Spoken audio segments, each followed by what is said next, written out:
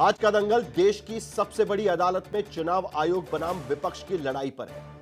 विपक्षी दलों ने संग्राम छेड़ रखा है। संसद से लेकर सड़क और सड़क से अदालत तक चुनाव आयोग की ओर से वोटर लिस्ट के स्पेशल इंटेंसिव रिवीजन प्रक्रिया पर जो लड़ाई चल रही है, उसमें अहम सुनवाई आज देश की सबसे बड़ी अदालत में हुई।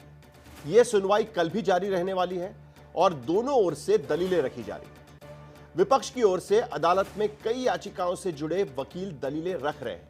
कपिल सिब्बल से लेकर अभिषेक मनु सिंघवी और प्रशांत भूषण से लेकर वृंदा ग्रोवर तक तमाम वकील सुप्रीम कोर्ट में चुनाव आयोग की इस प्रक्रिया को लेकर जो बड़े सवाल उठ रहे हैं, उसमें बड़ी बातें ये सामने निकल कर आई है। चुनाव आयोग की ओर से बिना सर्वेक्षण के ड्राफ्ट लिस्ट जारी कर दी गई। मतदाताओं का न तो फॉर्म 4 भेजा गया है, न कोई दस्तावेज लिए गए हैं, जिससे नियम 10 और नियम 12 का उल्लंघन हुआ है। आयोग के नियम के अनुसार फॉर्म 6 में आधार, आयु प्रमाण पत्र और निवास प्रमाण पत्र मांगा जाता है, जिसमें आधार नहीं लिया गया है। नियम 13 के तहत दी गई आपत्तियों में भी खामियां पाई गई। मतदाता सूची में किसी सबूत खुद आयोग को देना चाहिए।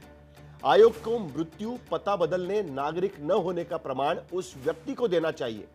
एसआईआर से एक महीने में नागरिकता भी तय हो रही है, जो चुनाव आयोग नहीं कर सकता।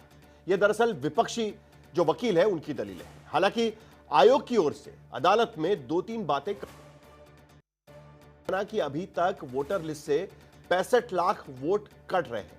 दूसरा यह भी माना इतने बड़े पैमाने पर चल रहे सुधार में कुछ गड़बड़ियां भी हो सकती है।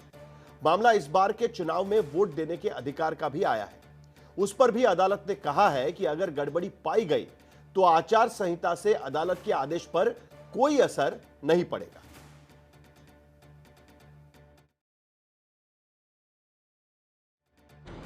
इलेक्शन कमीशन की ड्यूटी है कि वो 1 मैन 1 वोट इन्फोर्स करे, और उन्होंने नहीं किया है।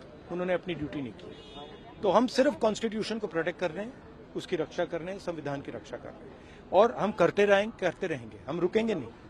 सर, आप बिहार जा रहे हैं 17 तारीख से। 124 सुना है 124 साल की मामला सामने आया। फर्स्ट टाइम 24 साल की उम्र है और फर्स्ट टाइम मिंटा देवी सुना है मैंने।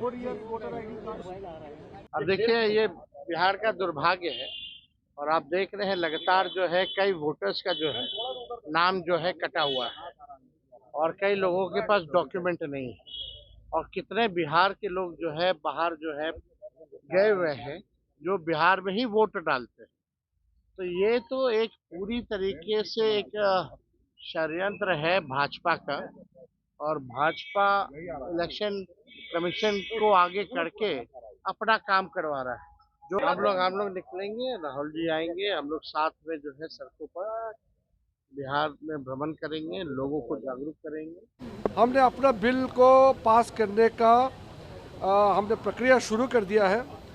आज भी जितना बिल पारित करना है वो हम पारित करेंगे, और जिसको सेलेक्ट कमेटी में भेजना है उसको भेजेंगे, प्रक्रिया पूरा करेंगे। हम प्रक्रिया पूरा मानते हैं, और विपक्ष का हंगामा के बावजूद भी अपने जो मेंबर्स हैं वो अपना बात रखेंगे और हम बिल को पारित करेंगे।